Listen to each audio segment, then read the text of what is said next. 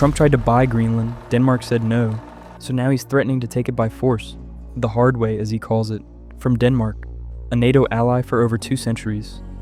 The same week, the Pentagon deployed naval assets to the Caribbean for what officials call maximum pressure on Venezuela. 2 seemingly random moves, an island of ice in the north, an oil state in the south. But here's what nobody's connecting. Greenland holds trillions in rare earth minerals and controls future Arctic shipping lanes. Venezuela sits on the world's largest proven oil reserves. Both moves target physical resources that can't be printed, can't be inflated away, can't be quantitatively eased into existence. The question isn't why Trump wants them. The question is why now?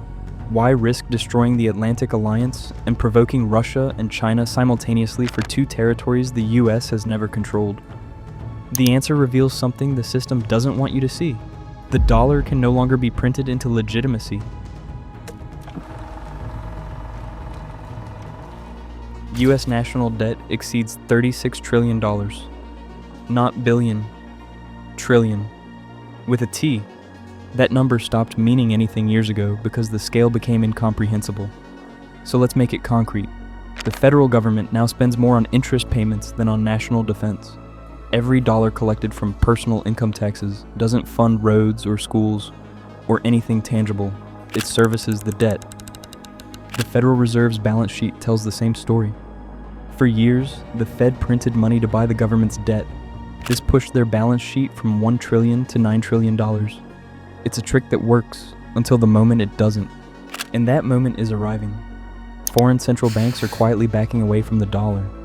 Global central bank reserve data shows a steady decline in dollar holdings over the last 2 decades. That's not a blip. That's a structural shift away from dollar dominance. China and Russia aren't just complaining about American financial hegemony anymore. They're building the infrastructure to replace it. The BRICS payment system isn't theoretical, it's operational. Bilateral trade agreements are bypassing SWIFT entirely. Saudi Arabia is pricing oil in yuan for Chinese buyers. Think of the dollar as an operating system. For 80 years, it was the only one available. But now, the rest of the world is coding a workaround. They aren't just complaining about the software, they're building a new computer. The traditional playbook no longer works. For decades, the US had a perfect setup. We printed dollars and used them to buy real things from other countries. Then those countries sent that money back to us by buying our debt. It let us live beyond our means without feeling the pain of inflation. But treasury auctions are showing cracks. Demand is weakening, yields are rising. The market is demanding higher interest rates, forcing the government to borrow even more just to pay the interest. It's a debt trap with no way out. Inflation isn't transitory, it's structural. The system printed so much money during COVID that the currency itself became the problem. Here's the uncomfortable mechanism at work. Dollar dominance requires 2 things simultaneously: military enforcement and perceived economic stability. The aircraft carriers enforce the system. The perception of stability makes enforcement unnecessary most of the time. When perception fails, enforcement becomes the only tool left. Think about what backs the dollar right now, not productivity. The US manufacturing base has been hollowed out for decades, not fiscal discipline. The government runs trillion-dollar deficits as standard operating procedure. What backs the dollar is the promise that it will be accepted for oil, for trade, for debt settlement. That promise rests on a network of military bases, carrier strike groups, and the implicit threat that challenging the system carries consequences. But promises aren't tangible, threats aren't collateral, and the world is starting to notice that the emperor's clothes are made of increasingly worthless paper. The Federal Reserve can't raise interest rates high enough to defend the dollar without crashing the domestic economy. It can't lower them without accelerating inflation and capital flight. The policy tools that worked for 50 years have stopped working. If you're wondering why your grocery bill is up 30% while the government says inflation is under control, this is why. The system isn't broken. It's working exactly as designed, to protect the debt, not your purchasing power. The Federal Reserve will always choose to save the government's balance sheet over your living standards. That's not a bug, that's the feature. This is where Greenland and Venezuela enter the equation. The Arctic Gambit. Greenland as collateral. Greenland isn't just ice. That's the first thing to understand. Pentagon Arctic strategy documents, publicly available if you know where to look, reveal the island holds massive deposits of rare earth minerals. We're talking about elements with names most people can't pronounce, but that are absolutely critical for modern military technology. Neodymium for precision-guided missiles, dysprosium for permanent magnets and electric motors, terbium for sonar systems. These aren't luxury items. They're the building blocks of modern war. China currently controls the vast majority of global rare earth production. That's not a trade relationship, that's a strategic vulnerability. Every F-35 fighter jet requires over 400 kilograms of rare earth materials. Without them, that jet is just a $100 million paperweight. Every Virginia-class submarine needs tons of them. A precision missile can't find its target. Drone swarms can't coordinate. Electronic warfare systems go dark. Right now, our entire military depends on minerals that come from our biggest enemies. We aren't just losing a trade dispute, we're losing the ability to build weapons. Greenland changes that equation. Experts say Greenland is sitting on a goldmine of minerals. It has enough lithium and cobalt to power batteries for decades. Most importantly, it has the rare earths we need to build weapons without asking China for help. But the minerals are only half the story. Climate change is opening Arctic shipping routes that have been frozen for millennia. The Northern Sea Route along Russia's Arctic coast could cut transit time between Asia and Europe by 40% compared to the Suez Canal. Whoever controls Arctic passages controls 21st century commerce, the same way Britain controlled the seas in the 19th century. These aren't just shipping lanes, they're the physical backbone of international trade. Whoever controls these routes controls the on-off switch for global commerce. If you control Greenland, you don't just participate in trade, you tax it. Or you stop it entirely.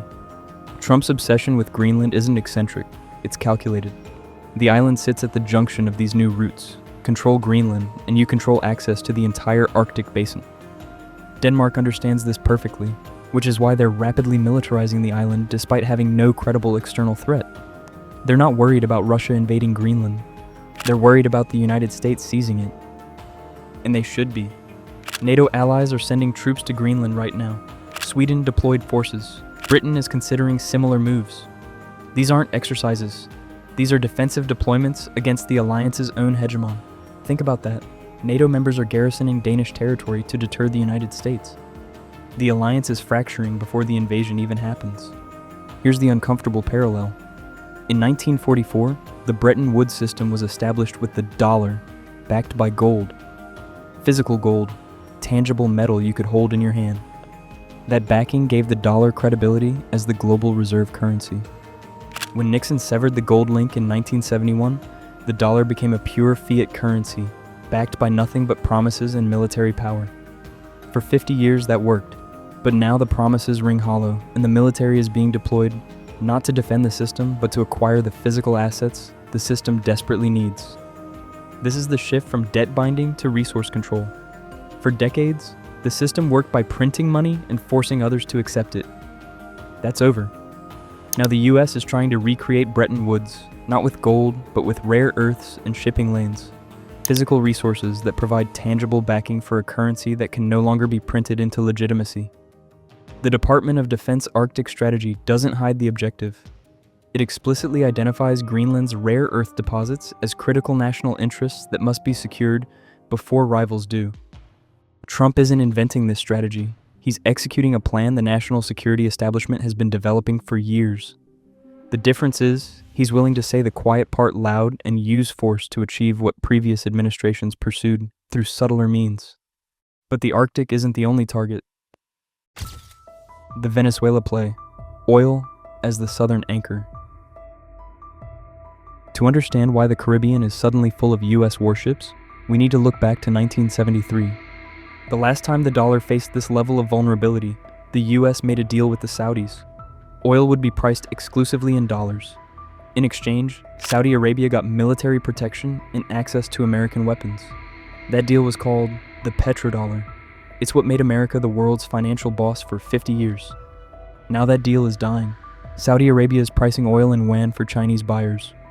The rules that forced everyone to use dollars are finally breaking. The US is looking for a new gas station, one it can control directly. Venezuela holds the world's largest proven oil reserves, over 300 billion barrels. That's not disputed. It's geological fact verified by independent assessments. For context, Saudi Arabia holds about 260 billion barrels. The United States has roughly 69 billion. Venezuela's reserves dwarf both. It's the energy equivalent of Greenland's mineral wealth, a strategic asset that can't be replicated or substituted. US sanctions have been strangling Venezuela's oil industry for years. The official narrative frames this as punishing Maduro's authoritarian regime. But sanctions haven't removed Maduro. They've just turned Venezuela into a strategic reserve held at gunpoint. By isolating that oil, the US ensures the world's largest reserves stay in the ground until the paper system finally fails. Recent military escalation tells you the moment is arriving. Naval deployments to the Caribbean have intensified. Regime change rhetoric from Washington has gone from background noise to explicit policy. The Pentagon isn't hiding the buildup. They're advertising it as maximum pressure. Look at the pattern. Arctic minerals in the north, oil reserves in the south. Both territories offer what printed dollars cannot: tangible backing. The historical parallel is direct. In the 20th century, US oil dominance underpinned dollar reserve status. When you needed oil, you needed dollars to buy it. That mechanism, petrodollar recycling, was the foundation of American financial hegemony. But OPEC Plus nations are moving away from dollar pricing. Saudi Arabia is selling oil to China in yuan. Russia prices energy in rubles and yuan for non-Western buyers. The petrodollar system is dissolving in real time. As that system fractures, controlling physical oil supply becomes critical. If you can't force the world to price oil in dollars, you secure the oil itself. Venezuela's reserves become a strategic anchor the same way Greenland's minerals do. The risk calculation becomes clear. It's better to seize resources through force than watch the dollar collapse peacefully. The empire is choosing potential conflict over certain economic decline. Venezuela also represents a proxy battlefield. Russia and China have invested billions in Maduro's regime. Military intervention doesn't just target Venezuela. It challenges Russian and Chinese strategic interests in the Western Hemisphere. The dual strategy carries catastrophic risks. The World War III calculation. Russia views the Arctic as a strategic buffer zone. Its northern fleet operates from bases along the Arctic coast. Any US annexation of Greenland threatens those installations and Russia's access to Arctic shipping lanes. China needs Arctic routes for its Belt and Road Initiative. The Polar Silk Road is already a reality, with Chinese icebreakers carving out new trade routes in real time. Beijing has declared itself a near-Arctic state, despite being nowhere near the Arctic. Taking Greenland would break NATO. The US would be attacking its own partner to save a dying currency. It's a move that destroys the team, no matter who wins. Pause for a second and look at the math here. The US is risking a shooting war with its own allies to save a currency those allies are already trying to move away from. It's the ultimate sunk cost fallacy, played out with nuclear weapons. Venezuela intervention risks proxy war with Russia and China, who have invested heavily in Maduro's survival. Military assets, economic ties, political capital. Russia's Foreign Minister Sergei Lavrov issued a direct warning about this escalation. Americans assume any Third World War would affect Europe exclusively, but that assumption is wrong.